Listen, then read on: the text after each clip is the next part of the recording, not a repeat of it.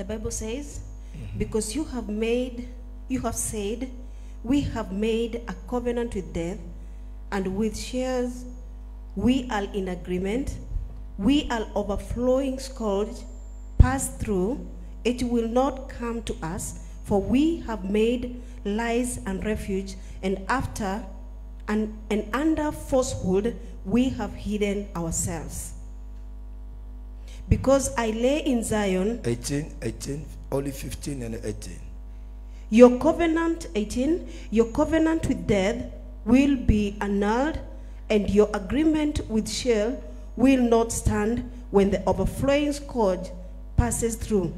Then you will be trampled down by it. The Bible says, because you have said, we have made a covenant with death. We have made a covenant with death. And the Bible says, and with Sheol.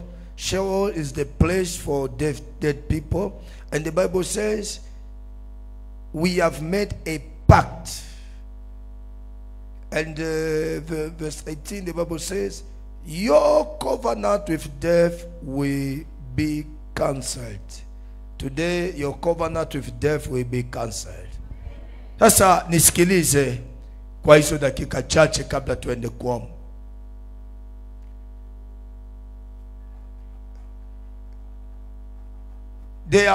Kuna aina nyingi ya maagano katika Biblia, kwa sababu kinachotesa maisha ya mtu ni kitu kinachoitwa agano. Agano ndo kitu tunaitwa misingi. Maisha ya watu wengi leo inateseka kwa sababu ya maagano. Nataka nikwambie, agano haiwezi kuharibika kirahisi. Agano inatembea kwa mkataba ya contract au ya mapatano ya ile agano.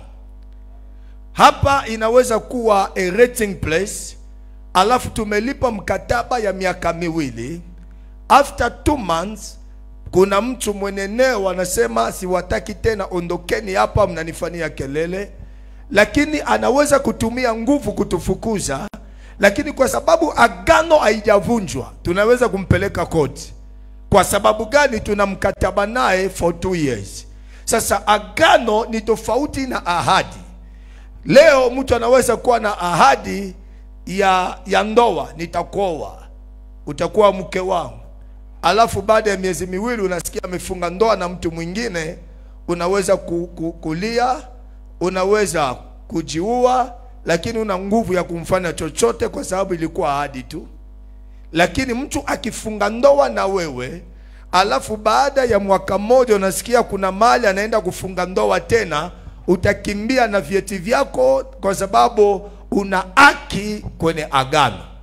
Sasa agano inatembea kwa urefu wa ile agano. That's why nikipongelea kuhusu upako, ninaongelea aina mbili ya upako. Kuna temporary anointing and kuna permanent anointing. Siku nyingine nitaongea kuhusu hiyo. Temporary anointing ni ile upako tunapokeaka kwa maibada. Inakuja kwa ajili ya kazi maalum. I need healing, upako uponyaji unakuja. I need deliverance, upako ukombozi unakuja. Ile inakuja pale pale, inafanya kazi na malizika pale pale. Lakini permanent anointing ni ile upako aliyotaka Elisha. Anasema nataka unipe upako. Anataka unipe roho iliyo juu yako. Anasema ulichoomba ni ngumu, lakini ukiniona utapata. Ile upako unaweza kufa bado inafanya kazi. Kwa sababu ile upako inafanya kazi kwa urefu wa agano. Ndio maana Elisha alikufa, lakini agano upako haukufa. Upako juu ya Elisha ilibaki kwa sababu ya agano. Kwa sababu nabii alimwambia Eliya baba yake kiroho, nilichofanya mimi wewe utaipokea maradufu. Sasa alifanya miujiza, lakini ilibidi afanye miujiza mara 2 alichofanya Eliya. Na muujiza wake wa mwisho ulitokea akiwa ameshakufa kwa sababu ya ile agano. Ongea na mtu Maria. Sasa maisha ya watu wengi leo, mtu anaweza kuwa amekufa lakini ile agano haiwezi kufa. Nabii akatabiri juu ya mji. Nabii akasema, Yoshua akasema, atakaye kuja kujenga ukuta huu, misingi hii, mtoto wake wa kwanza atakufa, na atakaye kuja kupandisha ukuta, mtoto wake wa mwisho atakufa. Huyu aliyetamka maneno akafa, hayupo tena, lakini ile agano ikaendelea kufanya kazi. Baba moja kwenye Biblia, huyo baba akaenda kutafuta deni, na alipoenda kutafuta deni, Biblia inasema alikuwa mcha Bwana. In the book of 2 Kings chapter 4 from verse 1, alikuwa mcha Bwana, akaenda akapata deni. Alipopata deni, akwenda na mke wake, akwenda na watoto wake, lakini akujua kwamba mapatano yana nguvu. Huyo baba akafa, lakini mapatano alichofanya inakuja kutesa mke na watoto. Mwenye deni akaja, lakini mwenye deni alikuwa na nguvu kwa sababu ya mapatano. Akamwambia, nimekuja kuchukua pesa yangu, kama hakuna unipe watoto wako wawili. Watoto ni wa yule mama, lakini mapatano yanadai watoto waondoke. Unaweza kuwa ni mtoto wa mtu mwingine, lakini mapatano waliofanya, wanasemaje, shushu yako ndo hivi, nyanya yako, grandmother ndo hivi, grandmother yako, mapatano waliofanya babu yako, yale mapatano yanadai mali zako, yanadai pesa zako, yanadai mafanikio yako. I told you on Sunday ya kwamba Raheli akapata mchumba, lakini Raheli alipopata mchumba wakamwambia, hapa kwetu Yakobo huwezi kuchukua mdogo kama mkubwa hajaolewa. Ni mapatano. Sasa tuna aina nyingi ya agano ambaye naongea kwa dakika 2-3 kabla tuende kuomba. Kitu namba moja kinachotesa maisha ya watu ni what we call covenant of blood, agano ya damu. Ndio maana unamwombea mtu, pepo anasema sisi hatuwezi kutoka. Wewe ni nani? Huu ni damu yetu, huu ni damu yetu. Because of that blood umeunganishwa. Kuna watu namwombea, anasema mimi baba yangu simjui, mimi naishi tu na baba wa kambo. Wewe ndio ujui baba yako, but in the spiritual, katika ulimwengu wa kiroho, agano namba moja imeunganishwa na wewe ni ya baba yako. Na siku utakutana baba yako, utaelewa kabisa kuna vitu viko kwako vimetoka kwake. Kwa sababu hata kama una baba mlezi, lakini kuna agano ya damu. Agano ya damu, agano inautesa maisha ya watu wengi. Ndio maana Mungu alipofanya agano na Musa, alifanya agano ya damu. Bwana bosi, siku Mungu alikasirika juu ya Musa, Sefora mke wake akaelewa kwamba Mungu alipofanya agano na mume wangu, alifanya agano ya damu. Sefora akatairi toto, akachukua ile damu akamwaga kwenye miguu ya Musa, na hasira ya Mungu ikanyamaza. Kwa sababu kuna agano ya damu. Agano namba 2, naenda kwa haraka, siku nyingine nitakupanua, lakini nafikiri unanielewa. Agano namba 2 ni agano la jina. Ndio maana watoto wengi waliokuja kibiblia avec a specific mission to do on this earth, hawakupewa majina kutoka kwa baba zao. Mungu mwenyewe alisema huyu ataitwa Samson, huyu ataitwa Yohana, huyu ataitwa Yesu, huyu ataitwa hivi, kwa sababu agano la jina linaweza kukuunganisha. Abraham akapewa ahadi, lakini miaka 24 Abraham hajawahi kupata mtoto. Malaika Mungu alipomtokea akamwambia utaitwa Abraham tena, utaitwa Ibrahim. Akavunja ile agano la jina, na mkeo ataitwa Sara tena, ataitwa Sarai, maana baba watoto wengi, mama wa mataifa. Baada hapa tumbo likafunguka. Yakobo anatafuta baraka, lakini malaika anamuuliza unaitwa nani? Yeye alikuwa atafuti jina, alikuwa anatafuta baraka, lakini malaika anamuuliza unaitwa nani? Akamwambia hautaitwa tena. Akavunja ile agano. Na Biblia inasema hamutaitwa tena kwa majina, hamutaitwa tena. Kwa lugha nyingine Biblia inasema mtapewa jina jipya litakaotoka kwa kinywa cha Bwana. Ndio maana Biblia inasema atakayeshinda atapewa jina. Kwa nini? Kwa sababu kuna magano ya jina. Namba 3, kuna maagano ya eneo. You can be living hapa Komarok, lakini nguvu inayokufunga ni kule ulikotoka wewe, kwa sababu kuna maagano ya eneo. Siku moja tutakufundisha kuhusu fingerprint ya ulimwengu wa kiroho. Kwa nini adui anaomba nyao za miguu yako? Mchukulie mchanga nione nyao ya miguu yake, kwa sababu miguu yako inapokanyaga mahali kuna fingerprint. Ndio maana Mungu anaambia kila mahali mtakapokanyaga nyao za miguu yenu, kila mahali, maana unapokanyaga akaweka neema fulani kwenye miguu, ile laana itavunjwa, nitakuwa nimewapa. Ndio maana hata Biblia walikuwa mtu akitoka mji mwingine kwenda mji mwingine, kitu cha kwanza wanamnawisha miguu. Ile vumbi iliyotoka kule isiingie hapa. Kwa lugha nyingine, vumbi ni laana iliyotoka pale isije hapa. Sasa kuna laana ya mji. Unaweza kukuta kabila fulani waliotoka sehemu fulani wana kitu fulani inalingana kwenye maisha yao. Wengine wote waliotoka eneo hiyo ni wanapenda pombe kweli kweli. Wote waliotoka eneo hiyo kwenye kusoma hawaendi sana. Wote waliotoka eneo hiyo wazinzi. Wote waliotoka eneo hiyo, maana utakuta kuna agano la mahali. Ndio maana Mungu akaambia Ibrahim, ukitoka kwenye nchi ya baba yako. Sasa Mungu ashindwe kumbariki Abraham mahali pale, kwa sababu dunia nzima ni ya Mungu. Lakini Mungu akaambia ukitoka kwenye nchi ya baba yako. Hiyo inaitwa agano la eneo. Bwana posifa. Kila eneo ina agano lake. Sasa nitakuongelea zaidi, lakini mbali na hizo agano zote tunazoweza kuwa nao, kuna agano ya matamko. Agano lilotesa maisha ya watu wengi pia ni agano ya kile kilichonenwa.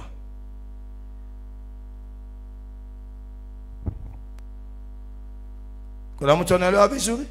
Agano ya kile kilichonenwa. Sasa ndio maana Biblia inasema hivi katika Isaya 54:17, kila silaha itakayoinuka juu yako itafanyaje? Haitafanikiwa. Lakini kwenye ulimi hawasemi namna hiyo, kwa sababu laana haisemi tushindwa, hapana. Kwenye ulimi wanasema hivi, kila ulimi itakao kuhukumu wewe, na wewe utafungua kinywa chako, utahukumu ule ulimi kuwa mkosa. Kwa lugha nyingine wakisema hautazaa, na wewe lazima ufungue kinywa chako udili na ile laana. Kwa jina na Yesu mimi nitazaa, kwa sababu kila neno usioishughulikia inakutesa. Kwa sababu Yesu anasema maneno niliyowaambia ni roho tena ni uzima. Sasa kama Yesu maneno yake ni roho tena ni uzima, kuna maneno pia ambaye ni mauti, ambaye ikiachiliwa kwako ni roho tena ni ya mauti. Hiyo roho ikiingia kwako inaleta mauti. Ndio maana mtu anaweza kuwa hapa. Ndio maana ulimwengu wa kiroho ni ulimwengu inaofanya kazi kwenye matamko. Ndio maana ni ibada kwangu naipenda kuifanyia kazi, inaitwa ibada ya tamko la kinabii. Lazima unakuja wanakutamkia maneno. Tunachotamka kwako ni zaidi ya kuwekewa mikono. Tunachotamka kwako ni zaidi ya kuwekewa mikono. Unaweza kuwekewa mikono, lakini kama una neno juu yako itakutesa. Sema amen. Sema amen. Hiyo ni tamko. Lakini kuna agano nyingine mbaya tena zaidi, inaitwa agano ya kilichoandikwa. Agano ya kilichoandikwa.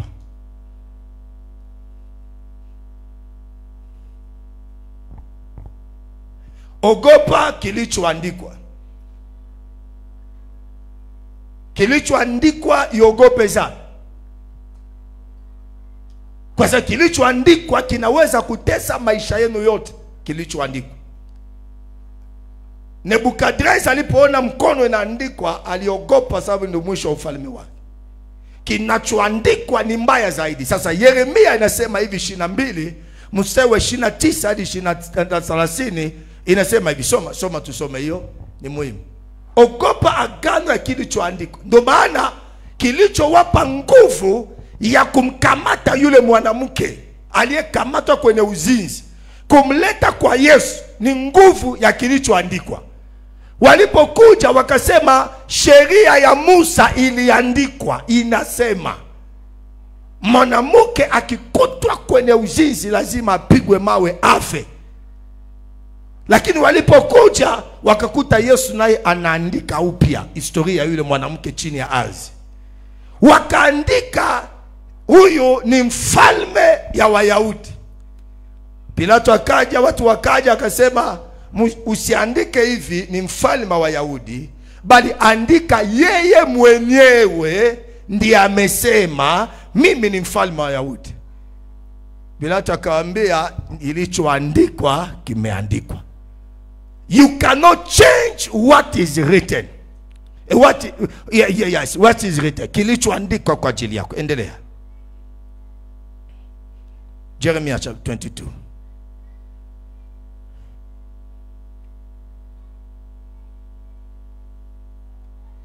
Jeremiah 22 and verse number 1. That says, no, 29 to 30. 29.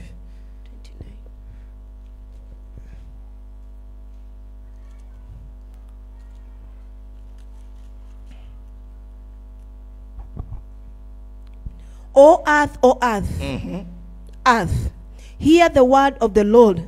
Thus says the Lord, write this man down. Write this down. As childless, a man who shall not prosper in his days.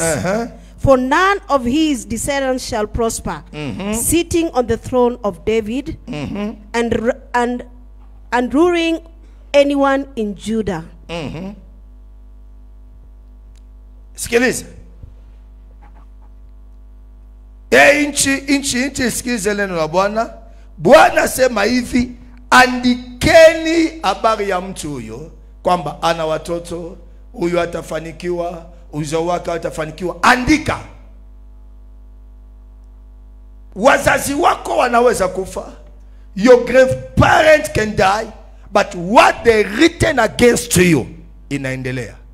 Kila anayekuja, ndio maana katika Habakuku Mungu naye anasema andika unabii sawa sawa ili watu wapate kuisoma. Kwa sababu kilichoandikwa ina nguvu juu yako. Naongea na mtu mahali hapo. Kuna agano ya kilichoandikwa. Sasa watu wengi wanateseka kwa sababu kuna vitu vimeandikwa kinyume na maisha yao. Kuna vitu vimeandikwa kinyume na. Ndio maana ilibidi damu ya Yesu itumike ili kufuta chochote kilichokuwa kimeandikwa kinyume na. Ndio maana Biblia inasema Yesu akachukua ile hati ilikuwa na hukumu pamoja nasi, akaligongomea msalabani. Maana kuna ile hati ilikuwa nasema uwezi kuendelea, uwezi kufanikiwa. Ile hati wanasema ilikuwa na uadui nasi, akalichukua akaligongomea msalabani kwa Wakolosai. Sasa Biblia inaposema namna hiyo na kwamba kuna vitu vimeandikwa, hiyo ni agano ya kilichoandikwa. Ogopa kilichoandikwa. Ndio maana ukienda mahakamani ukiwa na kesi iliyoandikwa, bora uimalize hiyo kesi kwa sababu haiwezi kuisha. Kuna hakimu atakuja hata baada ya miaka 20 akapitia zile file, atakuta kesi yako ataianzisha upya. Naongea na mtu Maria, kwa sababu kesi haijaisha, imefunikwa tu, imewekwa mahali. Kuna mtu atakuja hata baada ya miaka 50 atakumbuka kuna kesi ilikuwepo kinyume na fulani. Hiyo kesi mbona hukumu haijatolewa? Ogopa kilichoandikwa. Kilichoandikwa inaweza kunyamazishwa leo, lakini baada ya mwaka mmoja unashangaa imerudi tena, kwa sababu iliandikwa mahali. Hawataendelea, hawatafanikiwa, hawatapenya, hawataenda popote, mambo yataenda. Sasa leo tunafuta chochote kilichoandikwa kinyume nao. Sasa mbali na hizo agano zote, niifupishe hapa kwa ajili ya muda, niende kwenye agano tunataka kuongelea leo. Inaitwa agano la mauti. Let me tell you something. Every covenant is an altar raised against your life. Kila agano ni madhabahu iliyowekwa kinyume nao. Ndio maana katika upande wa Mungu, mtu yeyote kwenye Biblia, kwa sababu shetani amekopi vitu kutoka kwa Mungu, mtu yeyote kwenye Biblia alikuwa akikutana na Mungu, Mungu akimweleza vitu vya baadaye, alikuwa anafanyaje? Wanachukua zabibu, wanajenga madhabahu, wanaita jina. Kwa nini? Alichosema Mungu wanaifanya agano, na sio tu agano, wanaiweka na madhabahu. Yakobo alipokutana na Mungu akasema nifanye madhabahu, Biblia inasema akaweka zabibu, akajenga madhabahu, akasema mji huu hautaitwa Luzi tena, utaitwa Bethel. Akaibadilisha, akaweka jina. Sasa katika ulimwengu wa kiroho pia, kila wanapofanya agano wanafanya na madhabahu. Naongea na mtu mahali hapa. Madhabahu, agano ni ahadi pamoja na kuapa pamoja na sacrifice, vitu vitatu. Promise plus to swear, then sacrifice ni kitu kinaitwa agano. Mtu anakuahidi nitakupandisha cheo, alafu hana hapa. Ndio maana watu wote kwa Biblia, Abraham alipotuma mfanyakazi wake aende kutafuta mke kwa Isaka, akachukua mkono wake akaweka kwa paja lake, akafanya agano, akaapa. Maana akienda kinyume, ile kuapa itamtesa. Alafu baadaye wanaifanyia na sacrifice, na zabibu inaungana, inakuwa agano. Ndio maana agano ni mapatano ya vitu kadhaa ambayo huwezi kuivunja kirahisi. Tofauti na ahadi tu, mtu anaahidi inapusha, lakini agano has power. Sasa Biblia inasema kuna kufa, lakini Biblia hapa haiongelei kufa.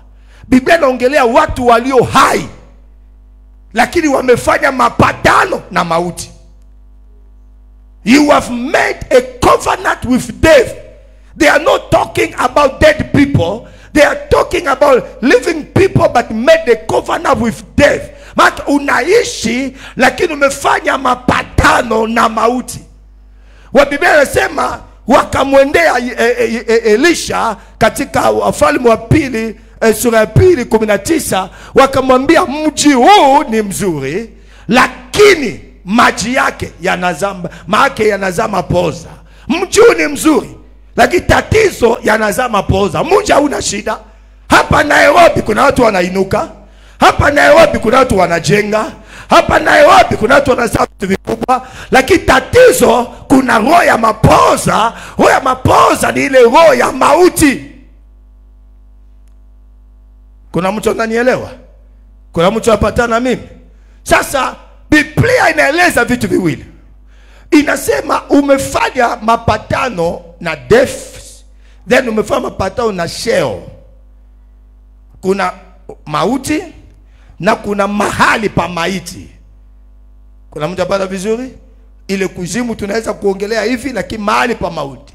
Sasa mtu yeyote ambaye amefanya mapatano na mauti, kitu namba moja, nothing will prosper katika maisha yake. Chochote huyo mtu anaanza inakufa tu. Chochote mtu anaanza inakufa tu. Yesu alipozaliwa watu wakapeleka habari. Kwa nini Yesu alizaliwa pale? Yesu alizaliwa pale ili avunje ile agano iliyokuwa pale. Yesu alipozaliwa wakaenda kwa habari, wakasema Yesu amezaliwa. Watu wakasema haiwezi kutoka kitu chochote njema hapa. Ongea na mtu mahali hapa.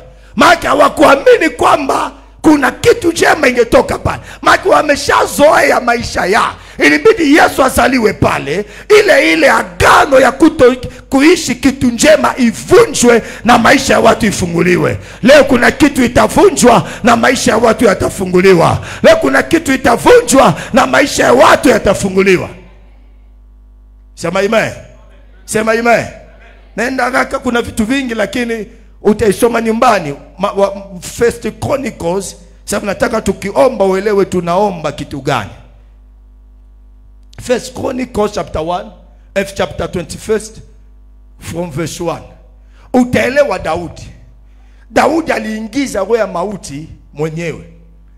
Daudi ni kawaida kama mfalme Mtu anaweza kuhesabu watu wa nchi yake, ajue nina watu wangapi kwenye nchi yake. Daudi akaenda kuhesabu watu.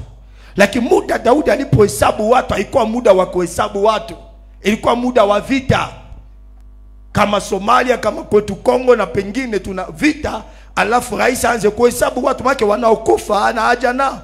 Mungu akakasirika. Biblia inasema Mungu akaanza kuua. Kuna mtu anaelewa vizuri? Mungu akaanza kuua. Utaisoma vizuri pale. Ukienda sura ya 7, ukienda sura ya 14, ukienda sura ya 18, utaelewa ninachokwambia. Utaenda sura sura ile 21 mstari wa 7, utaanza mstari wa kwanza, utaenda wa 7, utaenda wa 14, utaenda wa 18, alafu utaenda 21 hadi 26. Utaona Daudi, Biblia inasema anaomba, anamsihi Mungu, lakini bado watu wanakufa. Sometimes you pray but the spirit of death still there. Chochote unachofanya aviendi. Kile unachofanya yeye. Daudi anaomba, Mungu, mimi ndo nimekosea, usiue watu. Mungu, Mungu. Biblia inasema watu bado wanakufa. Ningependa tusome hiyo. Alafu nimalizie hapa tuende kuomba. First Chronicles chapter 21. Read verse 1. First Chronicles 21 verse number 1. Now Satan stood up against Israel and moved David to number Israel. 7. Verse 7. Verse 7. And God was displeased and God was displeased with this thing, therefore he struck Israel. 14. 14.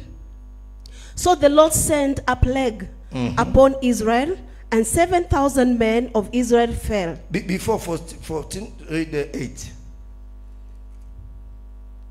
8. So David said to God, I have sinned greatly because I have done this thing. I have sinned greatly. It means it's not those people are sinned, but it's me sinned. Lord, forgive. Lord. But verse 8, David anaomba, anamlilia Mungu amsame. Lakini ukienda 14. 14. So the Lord sent a plague upon Israel, and 70,000 men of Israel fell. Daudi anaomba, lakini bado watu 70,000, 70,000 people died. Lakini bado Daudi alikuwa anaomba. Daudi still praying, but people still dying. Oh, sio kama mtu ananielewa. You cannot break a covenant just by praying. A covenant is break by a covenant. A altar is break by altar. Oh. Yes. My God. 18. 18. Therefore, the angel of the Lord commanded Gad to say to David that David should go and erect an altar to the Lord on the threshing floor of Arnon. Malaika, Mungu alipoona kwamba Daudi anaombaomba tu, haelewi kanuni ya kuvunja yogo ya mauti, haelewi, akajua nikienda kwa Daudi yuko busy tu kwenye kuomba, nimsaidie niende kwa mtu mwingine. Akaenda kwa mtumishi wake aliitwa Gad, akambia nenda ukamwambie Daudi ajenge madhabahu. Ajenge madhabahu. Kinachofanya pale kuna madhabahu ndio inaleta mauti. Nenda kamwambie Daudi ajenge madhabahu. Mwambie Daudi aache tasiombe tu, ajenge madhabahu. You know, nampenda Nehemia. Nehemia alipoona malango ya kanisa limechomwa moto, Nehemia alifanya vitu kadhaa. Ya kwanza, aliuliza habari wakamwambia. Ya pili, akaanza kufunga na kuomba. Alipomaliza hakuishiwa pale, akafunga na kuomba. Alipomaliza akaingia kazi nyingine, akatuma mabarua apewe ruhusa ya kujenga. Kuna watu akimaliza tu kuomba imeisha, Mungu mwenyewe atajenga.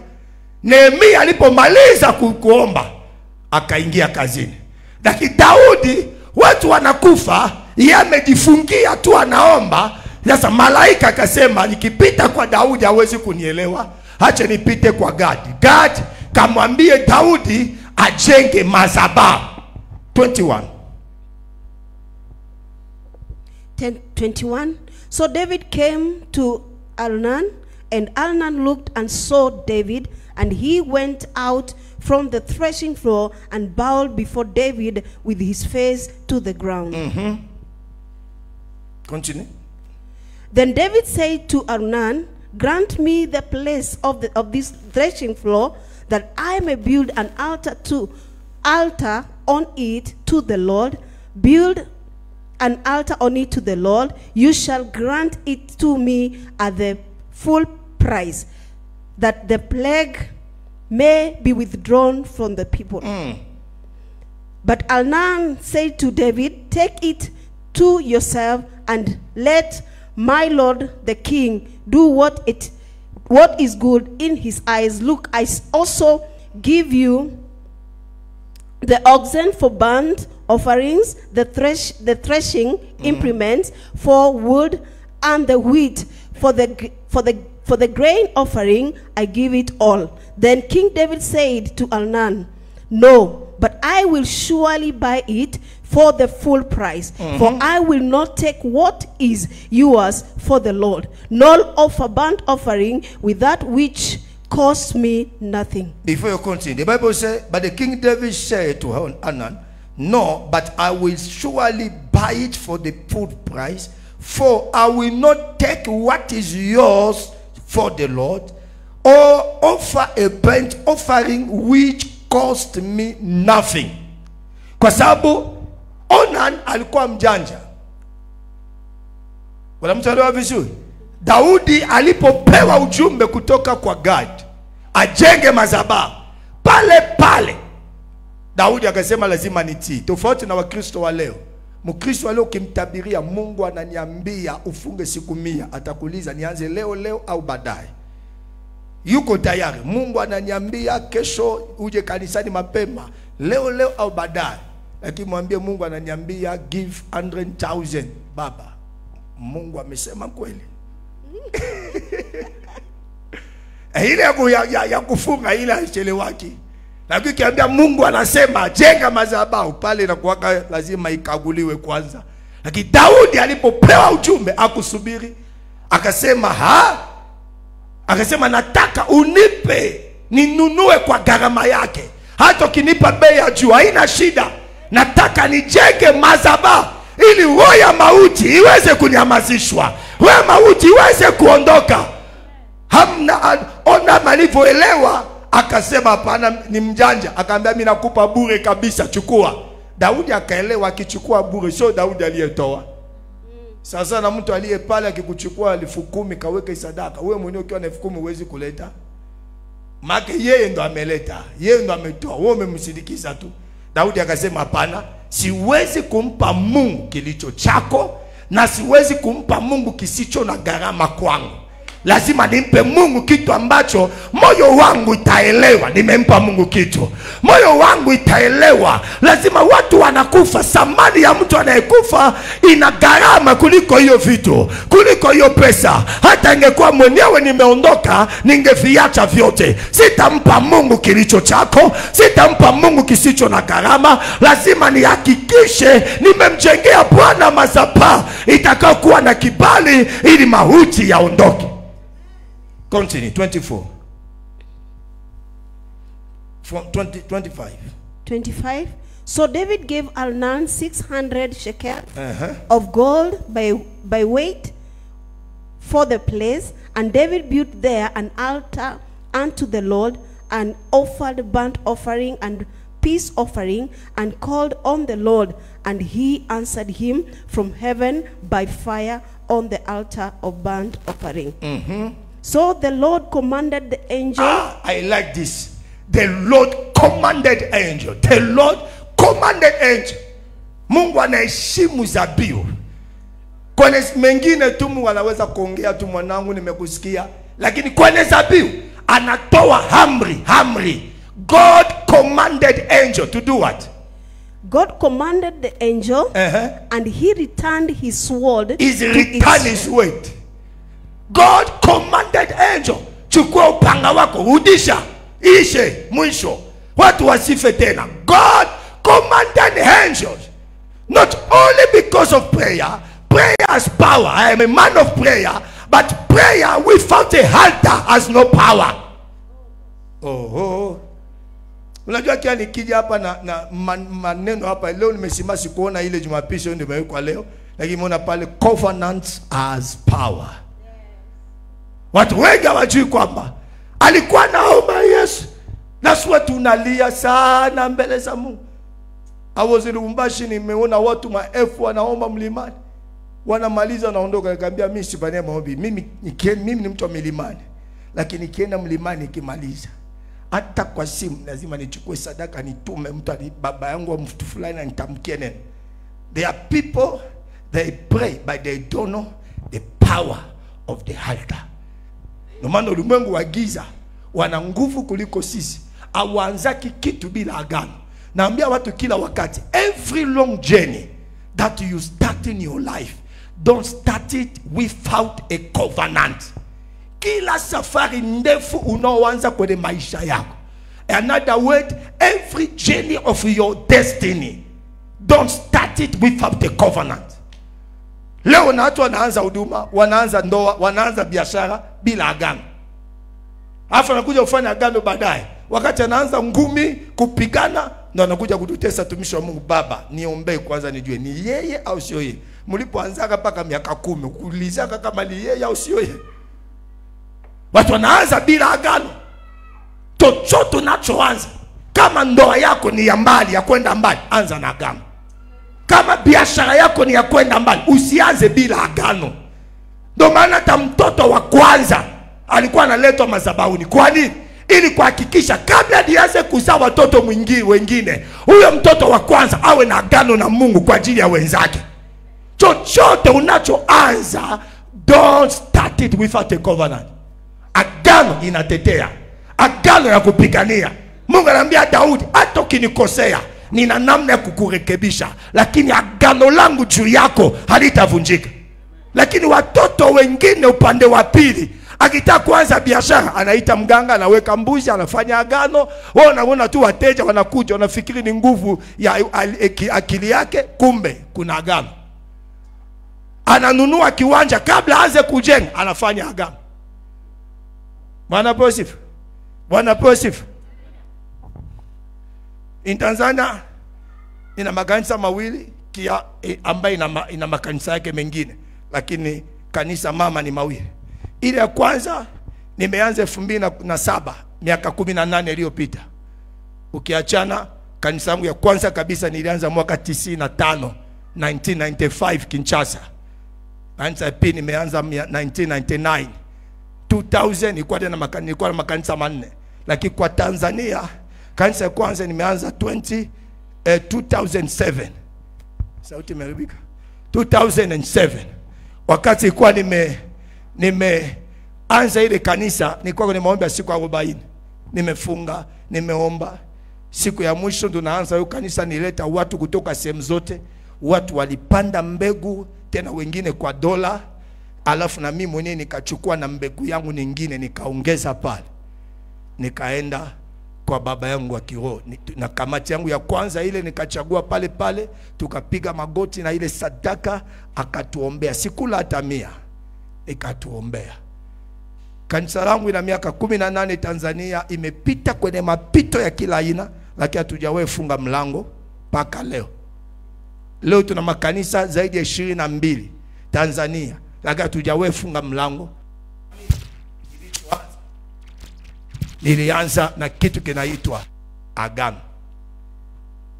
Maisha ya watu wengi leo haina nguvu ya agano. Ndio maana sababu Biblia inasema kuna watu wamefanya agano na mauti. Kwa nini nimeenda hapa? Ili uelewe. Ukisema tu agano na mauti, watu wanachukua tu kawaida. Agano na mauti maana kuna watu wametumia nguvu zao, wametumia kujitoa kwao kuhakikisha wamepatana na mauti ili watu wasiendelee.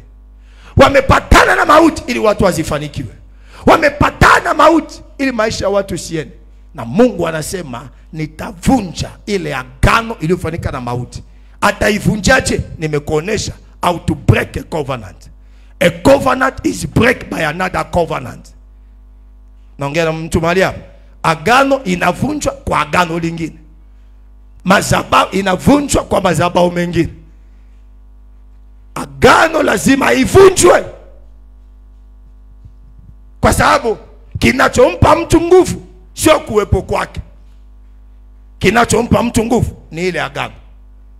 Rais wetu wa hapa Kenya au rais wa nchi yoyote, kinachompa nguvu sio ile kiti tu aliyokaa. Kinachompa nguvu ni ile katiba, constitution, ile agano ya nchi. Ndio namwambia wewe, miaka 5 ndio huko hapa utaongoza. Ile ndio mempa nguvu ya kwamba unaweza kuchagua fulani, unaweza kabla awe kwenye ile kiti apewe ile agano. Alikuwa na nguvu ya kuchagua mawaziri, lakini alipopewa nguvu anaanza. Sasa agano aliwezi vunja namna hiyo. Bwana posifu. Leo nataka nikwambie kila agano ya mauti juu yako itavunjwa leo kwa jina la Yesu. Oh, nasema itavunjwa leo kwa jina la Yesu. Daudi alipoinua madhabahu, God commanded angel. Natamani leo malaika ya umaskini kwa maisha yako amuriwe na Mungu. Nataka nikupe kitu utanielewa. Walio kwenye agano sio wao tu ndo wanaamurisha malaika. Walio kwenye agano ni jukumu la Mungu kuamurisha malaika. Biblia inasema wanaotoa zaka kwenye Malaki 3:10-12, wanaotoa zaka as covenant, Mungu anasema ataamuru baraka. God will command blessing to follow you.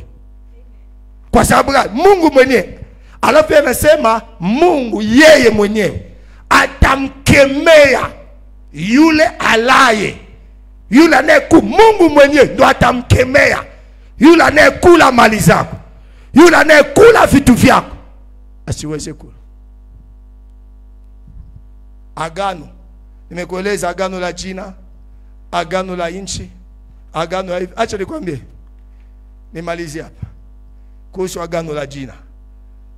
Musa alikuwa mtu mkubwa sana mbele za Mungu. Sio kwa Mungu, lakini alikuwa na neema kubwa atakuongea na Mungu uso kwa uso. Lakini Musa alipokufa, Mikaeli akaja kuchukua mwili wake, malaika wa shetani na akaja kuchukua mwili wake. Mikaeli aliyekuwa na nguvu akashindwa kuchukua mwili wa Musa. Mikaeli anasema acha Mungu mwenyewe afanyeje? Akukemee. Kwa nini alisema hivi?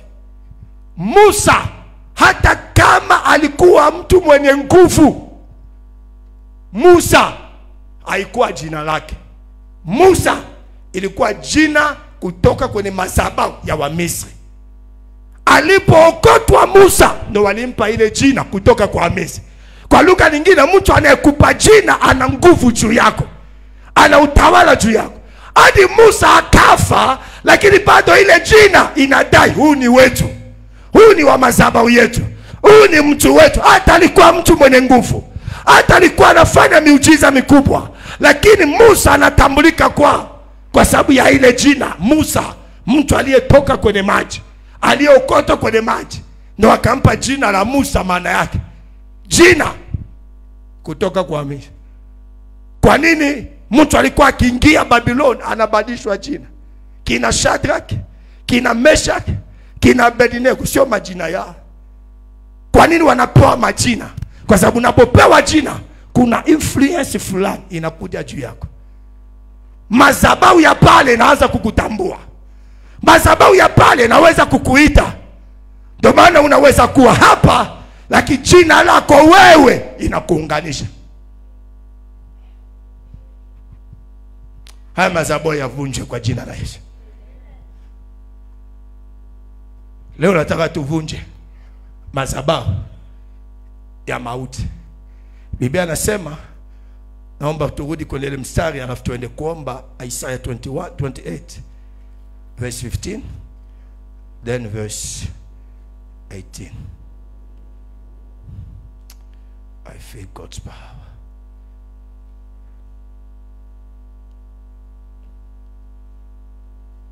Isaiah 28, verse number 15. Because you have said, we have made a covenant with death, and with Sheol, we are in agreement. We are in agreement. When the overflowing scourge passes through, it will not come to us. For we have made lies our refuge, and under falsehood we have hidden ourselves. 18. Your covenant with death will be annulled, and your agreement with Sheol will not stand when the overflowing scourge passes through. They will... Listen, in a few minutes we are going to pray.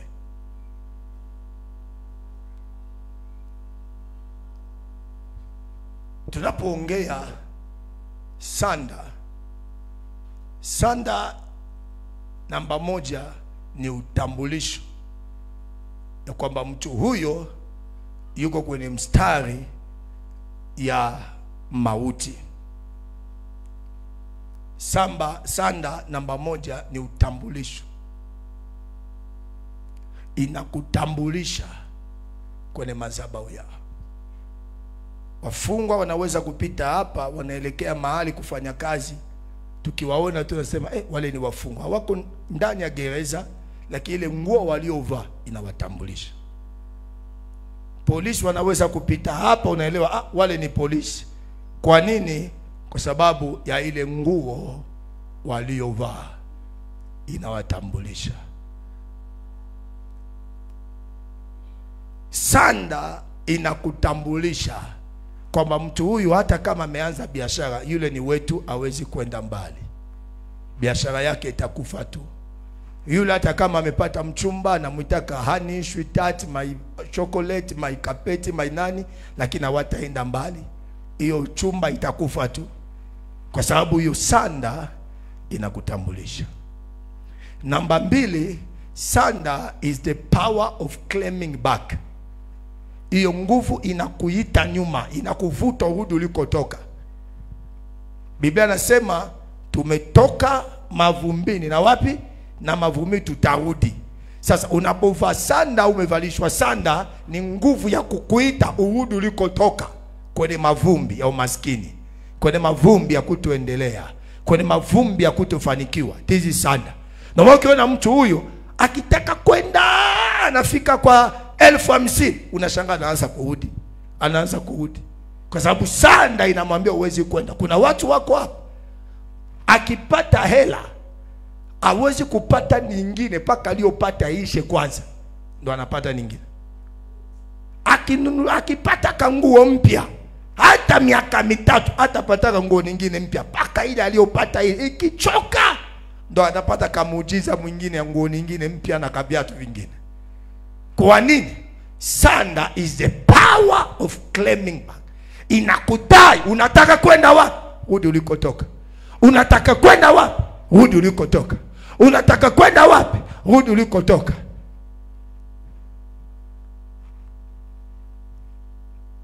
Naongea na mtu mahali hapa.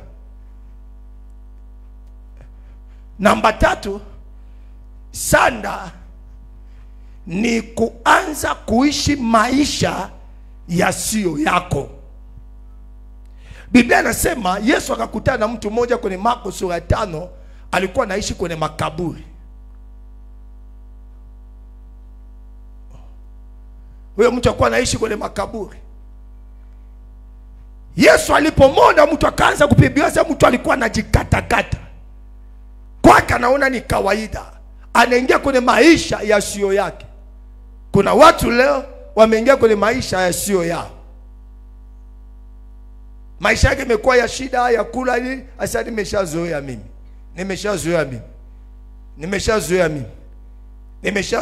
Hata yule mtu alikuwa anaishi makaburi na alikuwa ameshazoea yale maisha. Huwezi kuzoea tabu. Huwezi kuzoea shida. Bwana posifu. Kuna maisha umelazimishwa, umevalishwa. Nampenda Bartimayo alipoambiwa tu yule anakuita, kitu namba 1, Bartimayo aliamini nikienda kwa Yesu sirudi kama ilivyokuwa. Kitu namba 1, Bartimayo akaondoa utambulisho wake. Biblia inasema akavua ile koti akalitupa. Akasema lazima niende bila koti. Hiyo koti kila moja anajua mimi ni kipofu. Hiyo koti kila moja anajua ni ya kuombaomba hela. Lazima nivue koti ndio niende kwa Yesu. Leo nimekuja mahali hapa by the power of the Holy Spirit. Kila koti la mauti waliokufisha nimekuja kulivua kwa jina la Yesu. Nimekuja kulivua kwa jina la Yesu. Sipendi tu kuhubiri utainuliwa utabarikiwa bila kuanza kwenye misingi. Hapa sasa nikikwambia unaenda kubarikiwa unanielewa kwa nini unaenda kuinuka. Kwa sababu kuna vitu nimekufundisha. Leo nimekuja kwa jina la Yesu. Haijalishi aliyekufisha hiyo koti yuko hai au ameshakufa. Nimekuja leo kwa mamlaka wa jina la Yesu. Nivue hiyo koti kwa jina la Yesu. Binti moja amenitumia audio asubuhi ya leo. Ni South Africa. Yuko South Africa. Akaniambia, baba, naomba unisaidie. Nimeota niko chooni, alafu sio tu niko chooni lakini nakula chakula niko chooni. Nikamwambia hizi ni maroho ya laana ya nuksi waliokufisha na utembea na wewe. Kuna watu wanaotaka watu waliokufa kufa tu ndio wanampigia hadithi, ndio wanaongea naye. Roho ya kuvishwa sanda kwa lugha nyingine ni roho ya kukosa kibali. Biblia yangu inaeleza Yesu alipovishwa sanda. Yesu, Biblia inasema alipopita kwenye njia ya mauti, Biblia inasema hata uso wake haikuwa na mvuto tena.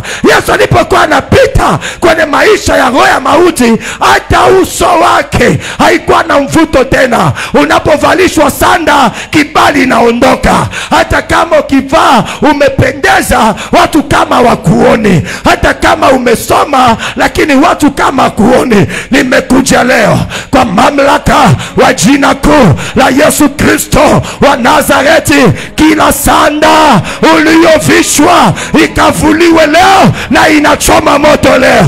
Inavuliwa leo na inachoma moto leo.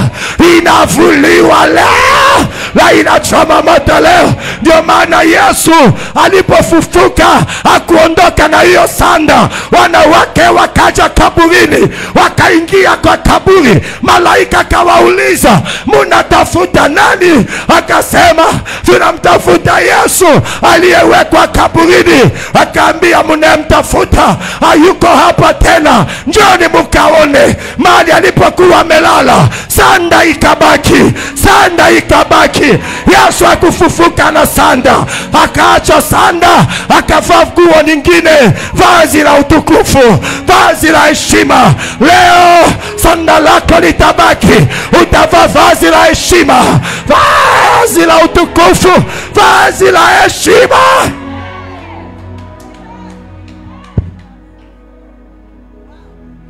Nele shalabo sakaya, nele kabaya.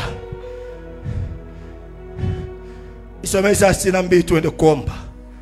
Nele kabaya, nele mando shaka, nele kabaya, nele mando, nele kayaba, yeke talaba, nele kabaya, nele kabaya, mando ya kabaya, nele manda ya baba, nele manda la bama, mando la katayaba, nele baba, nele manda yaba.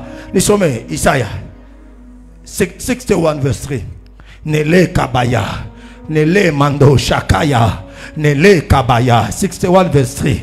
Nele kabaya, nolo kabaya katera, nolo shakabaya, nele kabaya ndo shaka, nele manda yamo sakaba, nele kabaya. Soma Isaiah 61 verse number 3. The Bible says, to console those who mourn in Zion, to give them beauty for ashes, the oil of joy for mourning, the garment of praise for the spirit of heaviness, that they may be called trees of righteousness, the planting of the Lord, that he may be glorified. Verse 1. The Spirit of the Lord God is upon me, because the Lord has anointed me to preach good tidings to the poor. He has sent me to heal the brokenhearted, to proclaim liberty to the captives, to the opening of the prison. Biblia inasema roho wa Mungu ni juu yangu, amenipaka mafuta. Na leo Yesu amenipaka mafuta nivunje roho ya mauti. Sikiliza mstari wa 3. Anasema kuwaagiza hao waliao katika Sayuni, hao waliao katika Sayuni wapewe taji la maua badala ya majivu. Majivu ni nini? Ni vazi la mauti. Unapakwa majivu, wapewe vazi la taji la maua badala ya majivu. Mafuta ya furaha badala ya maombolezo. Vazi la sifa badala ya roho nzito. Leo kuna vazi la sifa. Leo kuna vazi la heshima. Leo kuna vazi ya kwenda kuolewa. Leo kuna vazi ya kwenda kuwa mfanyabiashara. Leo kuna vazi mpya inaachiliwa juu yako. Nimekuja leo kwa jina la Yesu. Macho yako ya kimwili haiwezi kuona, lakini kuna vazi ulivishwa. Kuna vazi wamekuvalisha. Nimekuja leo kwa jina la Yesu kuvua hiyo vazi, alafu tuichome moto leo. Kuvua hiyo vazi, alafu tuichome moto leo. Tuvua hiyo vazi, alafu tuichome moto leo. Nimekuja kuvua hiyo vazi la mauti. Hiyo vazi la mauti. Hiyo vazi la mauti uliovishwa na shangazi, uliovishwa na mjomba, uliovishwa na yeyote. Nimekuja kulivua, nimekuja kulichoma moto. Utatoka hapa leo na vazi la shangwe, na vazi la heshima, na vazi la baraka, na vazi ya kuinuliwa, na vazi la baraka. Maisha yako yanaweza kwenda, watu wakikuona hawatakutambua tena kama mtu wa kulialia, kama mtu wa kukataliwa. Watu wakikuona watasema aliyebarikiwa, watasema huyu ni tajiri, watasema huyu ataenda mbali. Vazi la heshima, vazi la heshima, vazi la heshima, vazi la kufaulu shule, vazi ya kuwa mtu mkubwa, vazi la kuwa mbunge, vazi la kuwa waziri, vazi la kuwa mfanyabiashara mkubwa, vazi ya kujulikana Kenya, Afrika Mashariki, Afrika yote, dunia nzima. Nimeleta vazi mpya, nimeleta vazi mpya. Tutachoma hiyo vazi, utavalishwa vazi lingine. Tutachoma hiyo vazi. Una ndoa, lakini ndoa yako ni ya kulialia tu. Unafanya biashara, biashara yako ni ya kulialia tu. Maisha yako ni ya kulialia tu. Nimebeba vazi, nimebeba vazi, ninaichoma moto leo. Unavishwa vazi lingine, unavishwa vazi lingine. Hautakuwa wa kulialia tena, wa machozi tena. Nimeleta vazi, tunalichoma moto. Hiyo vazi iliyovishwa na ivua leo. Hiyo vazi aliyokuvisha na ivua leo. Hiyo vazi aliyokuvisha na ivua leo. Walisema utaonekana, na ivua leo. Hiyo vazi iliyovishwa na ivua leo. By power, by fire, na ivua leo. Familia yako watashangaa wakikuona kiinuka, wakikuona kibarikiwa. Uso ulionao leo, unapotoka hapa, uso wako unaanza kubadilika. Ana alivishwa vazi la kulia. Kila asubuhi anakiamuka, Penina anamtukana. Penina anasema wewe uzai, mimi ninazaa. Hata unapendwa, wewe uzai. Ana maisha yake ni ya kulia. Ana anamjua Mungu, ana anaendaka kanisani, ana anatowaka sadaka, ana lakini analia. Maisha ya Hana yalikuwa ya kulia, lakini unaweza kulia leo, hautalia milele. Unaweza kulia leo, hautalia milele. Siku moja ana uchungu kazidi. Mwanamke moja leo uchungu wake unazidi, machozi yake yanazidi. Siku moja ana uchungu kazidi, analia, machozi yanatoka, sauti hayatoki tena, sauti hayatoki tena. Nabii wa Bwana akaja, kuhani wa Bwana akaja, akasema Hana, kwa nini unahangaika? Mbona umelewa? Hana akasema sijalewa pombe, nimelewa uchungu wa machozi yangu. Sina mtoto, hiyo ndio msiba wangu. Sina mtoto. Hana analia.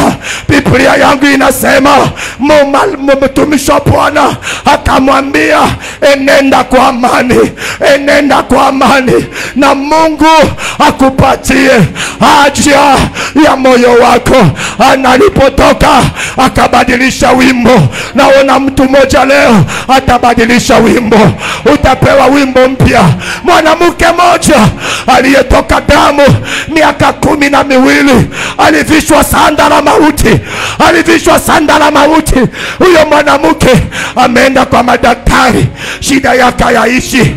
Amepoteza hela, shida yake yaishi. Huyo mwanamke siku moja akasikia habari ya uzima wa milele anayevua sanda, Yesu Kristo wa Nazareti. Huyo mwanamke akasema, leo nikigusa vazi lake, hiyo vazi niliyovishwa itaondoka. Nikigusa vazi lake, hiyo vazi niliyovishwa itaondoka. Nikigusa vazi lake, vazi niliyovishwa itaondoka. Ile mwanamke akagusa vazi la Yesu. Kwa lugha nyingine, akavishwa vazi la Yesu. Hiyo vazi la msiba ikaondoka. Yesu aliposimama akaelewa kuna mtu vazi limebadilishwa. Akasema, nani amenigusa? Alipokuja yule mwanamke, Yesu hakumwambia kwamba umepona. Yesu hakumwambia tu kwamba shida yako imekwisha. Yesu akamwambia, kuanzia leo msiba wako imekwisha. Msiba wako imekwisha. Msiba wako imekwisha. Nimekuja leo niongee na mtu mmoja. Umekalishwa chini miaka yote. Umekalishwa chini. Unataka kuinuka unashindwa. Kibiashara unashindwa. Nimekuja niongee na kanisa hili. Unataka kuinuka, unakuta kuna nguvu inakuweka chini. Lakini Bwana amenituma ili msiba wako iwe mwisho leo. Iwe mwisho leo. Iwe mwisho leo. Sema, kila vazi niliyovishwa na ivua leo. Sema, kila vazi niliyovishwa na ivua leo. Kwa jina la Yesu. Kwa jina la Yesu. Sema, kila vazi. Sema, kila vazi niliyovishwa. Njoo binti yangu hapa. Wewe kama tembea hivi paka mwisho, rudi hivi paka mwisho. Wakati naongea hapa, nimeona ukitembea, afu watu wengi wanashangaa. Wanasema, nini kimetokea kwake? Mungu ananiambia anaenda kugeuza historia ya nyumba yenu kupitia jina lako. Ninaona kuna vazi linavuliwa, alafu kuna vazi la heshima inakuja. Mungu ananiambia nikwambie, kila aibu walipanga itokee kwako kabla ya hatima yako imekwisha. Imekwisha. Imekwisha. Imekwisha. Imekwisha. Imekwisha. Imekwisha. Naona neema mpya. Naona neema mpya. Ina mikono ilichofunga tu macho. Utasikia kama machozi makubwa. Utasikia kama kulia kwa sauti. Naona kuna kitu kinatoka. Mungu ananiambia. Mungu ananiambia. Naona maisha ya mama yako yaliyokuwa yamepita kwenye tabu, yaliyokuwa yamepita kwenye kulia, yaliyokuwa yamepita kwenye machozi, lakini naona Bwana anakusimamisha kugeuza aibu kuwa furaha, kugeuza aibu kuwa shangwe, kugeuza aibu. Kuna mafuta mapya yanaachiliwa kwako, yanaachiliwa kwako, yanaachiliwa leo, yanaachiliwa leo. Ikatayama nela kabaya, nele kabaya, nele kabaya. Kuna nguvu kubwa itamtembelea sasa. Neleka baba. Simama baba. Baba hapa. Huyu macho tu, usizuie ile machozi, acha machozi, usizuie. Mungu aliniambia utalia sana. Haya machozi unaolia kwa madhabahu inaenda kuondoka kwa familia yako yote. Mama yake yuko hapa? Hayupo? Naona funguo ya gari ikaanguka barabarani. Ukatafuta, unatafuta, hujaiona. Alafu nikaona, ukasema acha niendelee tu.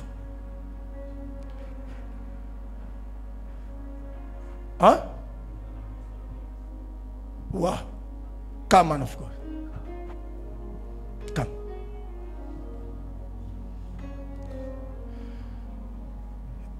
You don't need mtu mwingine, but what you need is the key. Ulikotoka ulianzaka vizuri. Kuna mahali ulifika kwenye safari yako, umepoteza ufunguo. Key is the power of success. Ulipotoka ulianza with a certain glory, but here I see you, hiyo funguo imepotea. Ukaitafuta, baadaye ukasema Mungu yuko na mimi, tuache niendelee tu. Safari unaendelea nao, lakini imekuwa unaenda tu kwa neema. Lakini what I see right now, there is a great glory coming upon you. Only a family, that family will change your life. Kuna familia baba yao ameshaachishwa kazi kwa muda mrefu, na wamekuwa katika matumaini ya hela fulani, na matumaini yamekuwa ya muda. Yamekuwa wakiomba, wanaomba, lakini haizunguki tu, hakuna kinachoendelea. Lakini ninakuona ndani ya hiyo familia, ninakuona ndani ya hiyo familia, hadi naona Mungu akikupa maelekezo kwa ajili ya hiyo familia.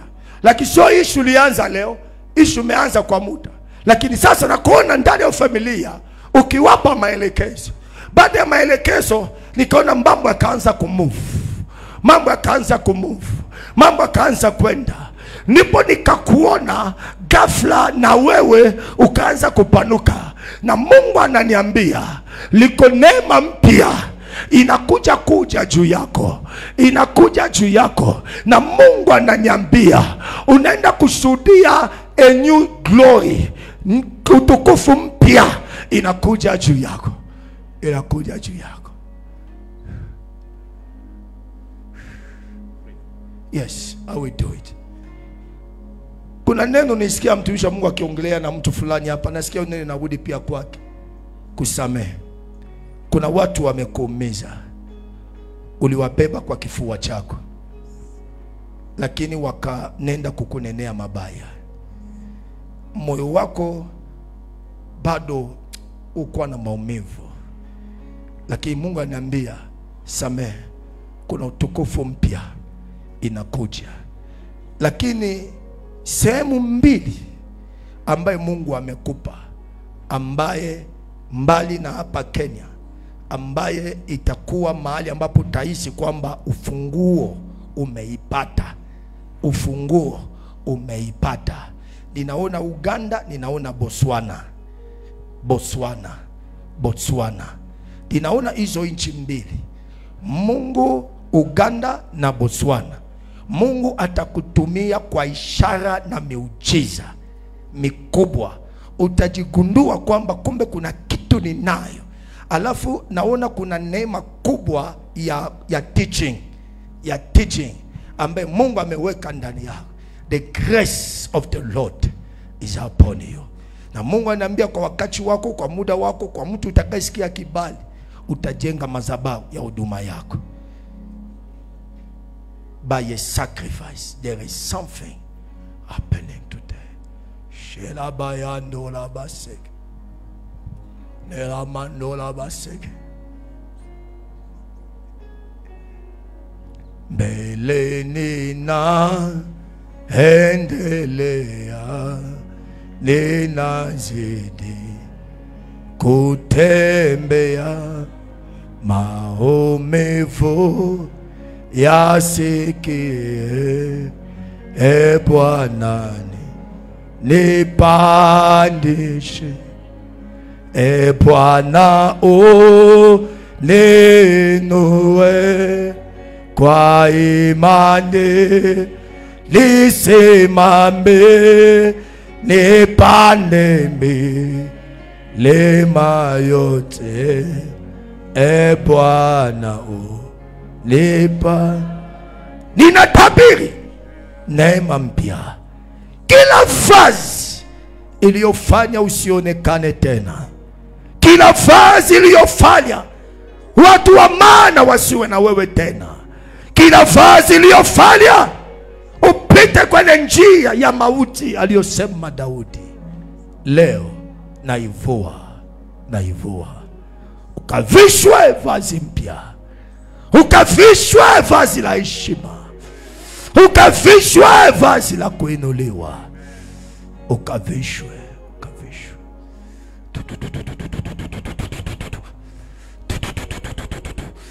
vazi mpya, vazi mpya, vazi mpya. Ikamando rabash. Sikiliza, wiki iliyopita kuna maombi ambaye Mungu ameshaisikia, ambaye naiona, lakini Mungu anataka wiki hii tunapoendelea utafute tena siku 3 ya kufunga, ya kukaa usoni mwake. Ninaona kuna utukufu wa Bwana mpya inakuja. Mimi mtumishi wa Mungu nimeitwa na Bwana, nchi hii watakuongelea. Watu watafungua ma TV, akiyama hapa anakuona wewe, anahamia hapa anakuona wewe, anaenda kwa radio anakusikiliza, na watu watakuongelea. Kuna neema mpya itakuja juu yako, hadi watu watatamani wakuondoe duniani, lakini Yesu atakupigania na Yesu atakutetea kwa jina la Yesu. Oh, kwa imani nisimame, nipande milima yote. Bwana Yesu akufungua na kibali itembele. Bwana leno kwa imani nisimame, nipande milima. Bwana, jinsi tu tumekaa hivi, kuna watu 9 watasikia kama tetemeko la umeme kupita kwenye maisha yao. Mungu ananiambia anawahamisha mahali pa mapoza na mauti, anawapeleka kwenye level nyingine. Wengine 5 wataishi kulia kwa uchungu mkali. Mungu anasema anaondoa kilichokuwa uchungu kwenye maisha yao. Wako 9. Dakika hii kuna neema linatembea, kuna neema linatembea. Imeanza wa kwanza pale imeanza, wako 9. Hivyo tulisomekaa baba kati. Mwingine pale wako wa pili tayari, wako 9 namna hiyo. Mwingine kule neema linatembea, wako 9. Baadaye watajikuta wamerushwa hata kwenye viti na kuanguka chini. Wako 9. Mungu amenileta kwa ajili yenu, na nikiwaombea leo machozi yenu hayatarudi tena. Nikiwaombea leo umaskini wenu haitarudi tena. Nikiwaombea leo ile vazi inaondoka leo. Mafuta yaliyo juu yangu yamwagike juu ya wote 9. Wengine utavuka boda kwenda nchi nyingine. Mwingine utavuka mipaka kwenda kwenye mipaka mingine. Mwingine utashika hela mpaka utajiuliza nini kimetokea. Mwingine utafungishwa ndoa utaliza nini kimekuwa. Mmoja utawekwa kuwa supervisor mahali, utauliza ni mimi niliyekosa kazi au mwingine. Wako 9. Baba, kwa jina la Yesu, malaika wako wenyewe walete watu wote 9 sasa hivi. Malaika wako Baba, na upako sio wa kawaida. Saidia watoto wako, saidia watoto wako, wasaidia kufua vazi la mauti. Wengine maisha yamekuwa ya taabu, maisha yako lia, kula ni tabu, kupata hela ni tabu. Wanaishi na madeni sioisha, wanaishi na matamko ya watu, wamekataliwa na familia, wamekataliwa na watu, wamekukimbilia. Usizuie machozi, wako 5. Usizuie machozi. Wako watano watalia kwa uchungu. Usizuie machozi, ni nguvu za Mungu inapita. Ni uweza unapita. Ni uweza unapita. Nele kaba yando la baseke tayaba. Bwana amenileta nivue vazi ya mauti. Mauti sio mahali pa sherehe, ni mahali pa uchungu. Hata watu wanacheka mdomoni, moyo unalia. Watu wanakuona kwa nje unacheka, ukirudi chumbani unalia. Naamani alikuwa anaonekana shujaa akiwa nje, akirudi chumbani analia kwa ajili ya ukoma. Nimekuja leo kuvua vazi la mauti. Sikia uwepo mkubwa. Neleka bayande laba. Sikia sauti kuniambia, nataka nibadilishe story ya wanangu. Nataka nibadilishe maisha yao. Nataka nibadilishe maisha yao. Something is happening right now. Right now. Right now. Right now. Mama umbele nilipata ujumbe wake toka mwanzo. Kuna neema isiyo ya kawaida inaenda kubadilisha maisha yake. Inaenda kubadilisha maisha yake. Sasa hivi, sasa hivi. Sasa naachilia pako ya kukuondoa mahali ulipo, ikupeleke tayari imeanza. Naachilia pako ya kukuondoa kwenye hali uliona, kwenye maisha uliona. Upako unatembea, kiti chako livae upako, nguo zako zivae upako, nywele zako zivae upako. Upako anza kualeta na yule kule na huyu hapa, anza kualeta. Nelebe ndalabaya. Waleta kutisa mwingine pale. Na yule pale pia nje. Nele baba. Lelile. Lelile. Lelile. Lelile.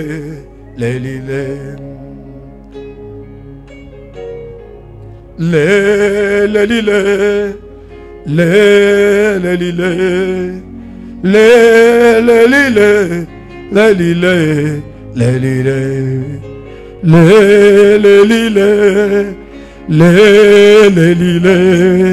Lelile. Lelile. Lelile. Lelile. Lelile. Lelile.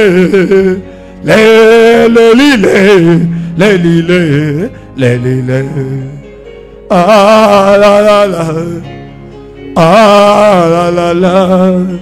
Ah la la la la la la la. Ah la la la. Lelile. Lelile. Lelile. Lelile. Lelile. Lelile. Lelile. Lelile. Lelile. Msamishe mama huyu. Lelile. Lelile. Lelile. Lelile. Lelile.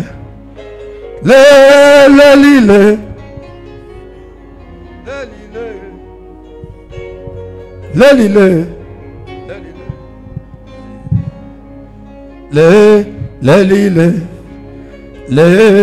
Lelile. Lelile. Lelile. Lelile. Mlete mama hapa. Lelile. Lelile. Lelile. Lelile. Lelile. Lelile. Lelile. Mlete. Sikujui.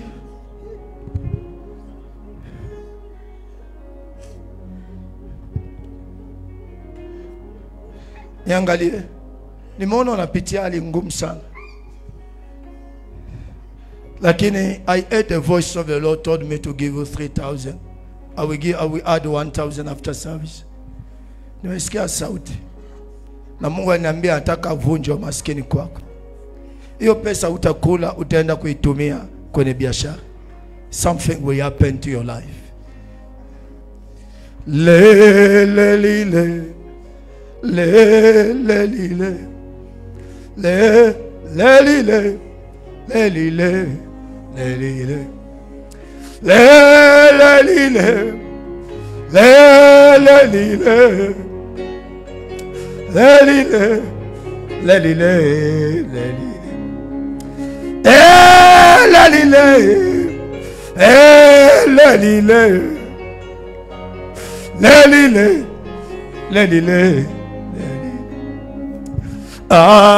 Yahweh, wewe ni Yahweh, wewe ni Yahweh, ni Yahweh oh Baba, wewe ni Yahweh, wewe ni Yahweh, wewe ni Yahweh, ni Yahweh oh Baba. Le oh, le oh,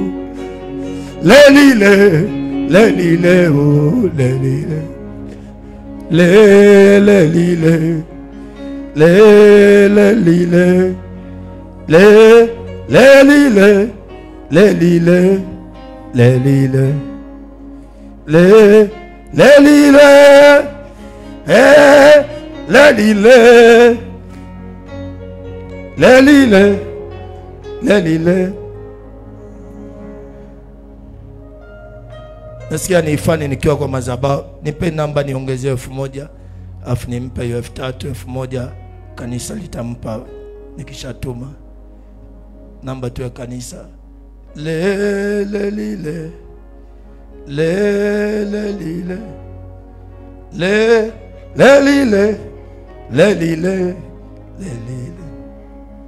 Sikujui, lakini naona kuna nguvu kubwa ya uchawi imeleta ukame kwenye maisha. And the Lord spoke unto me.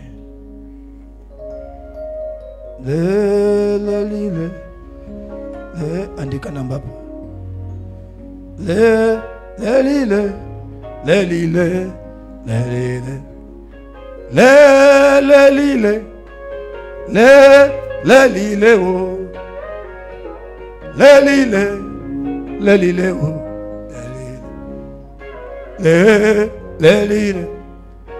Mimi nakuwa mwepesi sana kutii sauti ya Bwana. Kuna kati na haribu ratiba zangu again kwa ajili ya kutii sauti ya Bwana.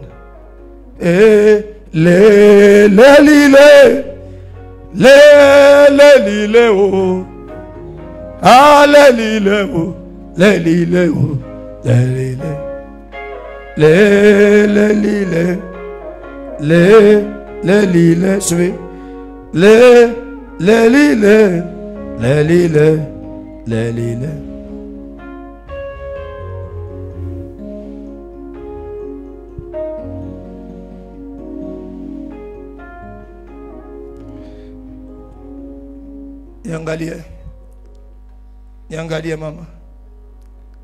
Kuna mtu mwingine na familia yake yuko hapa? Yupo? Mesikia wakati naomba hapa nikupe 3000. Lakini sikia masauti ya Bwana. Hiyo siende kula, utaenda kuifanyia kitu. Anadaiwa sana, kuna madeni ya watu walichukua madeni kwa chama alafu wakamwachia. Sasa anadaiwa kabisa. Biashara yake ilienda chini kabisa. Sasa customers sijui alienda wapi, so it's information. Number 3 is the number of resurrection, number of ufufuo. Hii pesa kaiweke kwenye biashara yoyote utakosikia kufanya. Kuanzia leo umaskini imefutwa kwa maisha yako.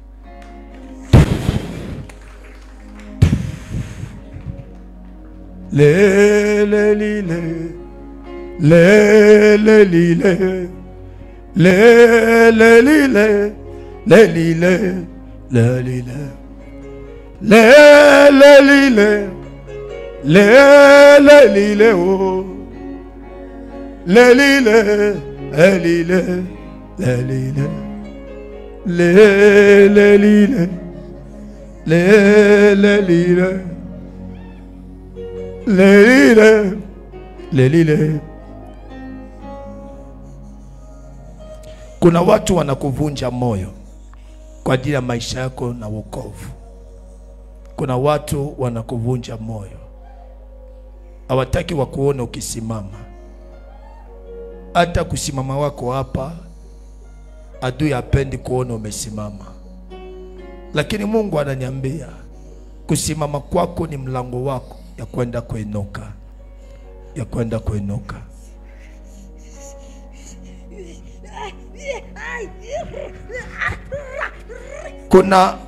Kuna msiba mkubwa imetokea miaka 4 nyuma.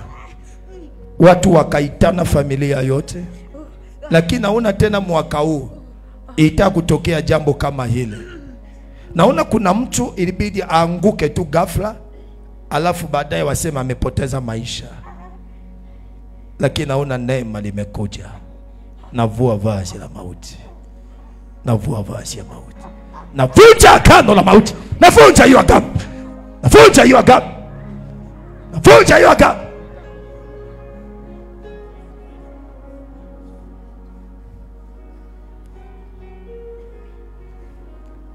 Nikisaidia watu nasikia kusaidia watu kwa moyo wangu wote. Ndio maana nimwambia mtumishi wa Mungu, nipe siku ya Alhamisi nije hii ni sana nifanye hiyo kazi. Simama.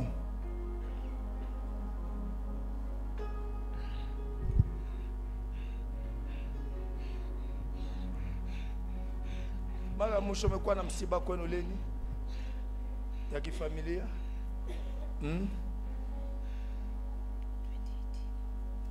Alikuwaje? Ilikuwaje? Alikuwa maini. Maini. Alikufaje huyu mtu? Mpeni. Kuhangaika. Alihangaika sana. Alafu kafula mwili. Kafula mwili katani kwa yelo, kutoka hapo kakufa. Alifunga mwili. Alikuwa amefura.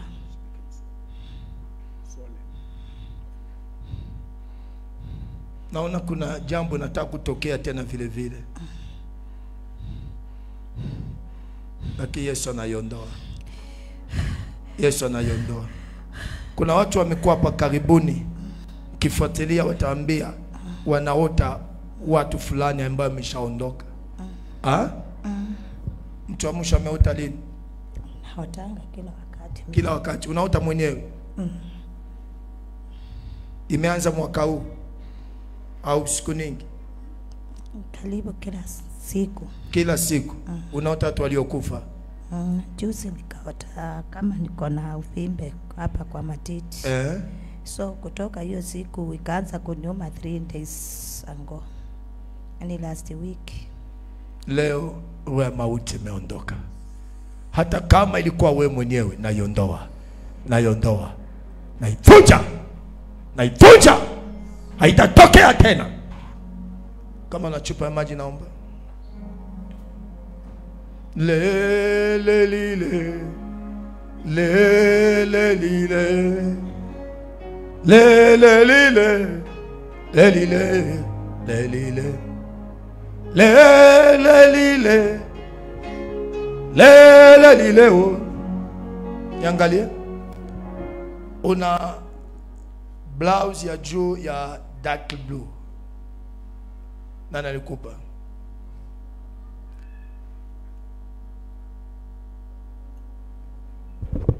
Sababu gani? Alikupa tu. Siku ya kwanza ulivaa hiyo nguo, unakumbuka ulichoota?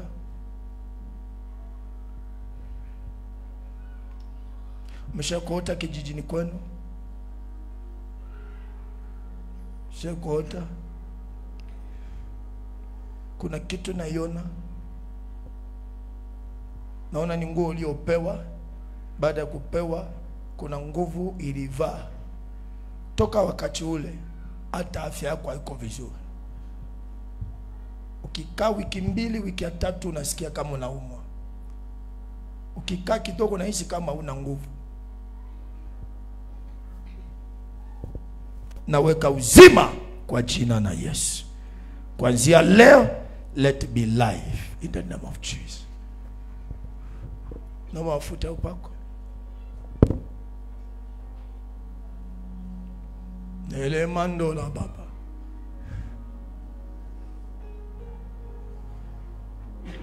Mungu wetu ni mwema. Nataka nifanye maombi ya kudili na hiyo. Kwa muda umeenda hivi. Acha tumalize hapo. Mungu atatupa siku nitakuja.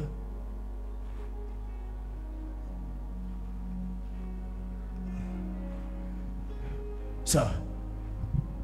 Nataka tuchome hiyo nguo, tufanye na matamko.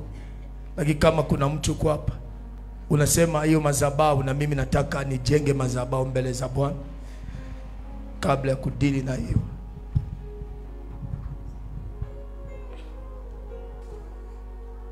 Ukienda mikono iliyoweka mafuta, utashika hiyo nguo, utavunja kila nguvu iliyovishwa ile nguo.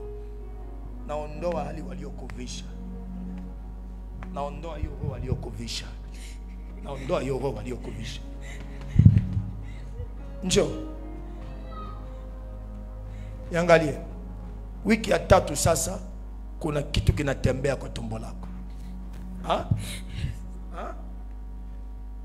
Mara kwanza ulihisi ni ujauzito. Lakini ukasema mbona sina ujauzito mimi na sina nini, mbona imetokea hivi? Lakini inatembea. Kuna kati inanyamaza, kuna kati inatembea. Lakini kuna kitu wameweka. Inapumua. Inapumua. Inapumua kama mtu. Lelile. Lelile.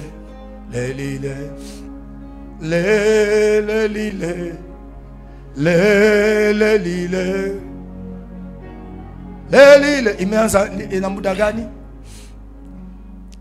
Imekaa kidogo. Inapumua kwa tumbo. Inapumua.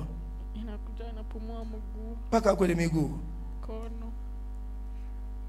Ulienda hospitali? Walikwambia nini?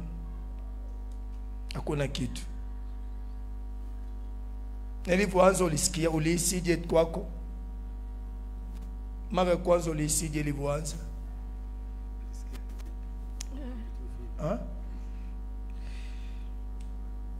Sema usiogope. Ilipoanza mara kwanza ulisikia, ulihisije kwenye tumbo, ulifikia kuna kitu gani? Ilianza na tumbo. Chukua. Huduma moja kusaidia, nenda mahali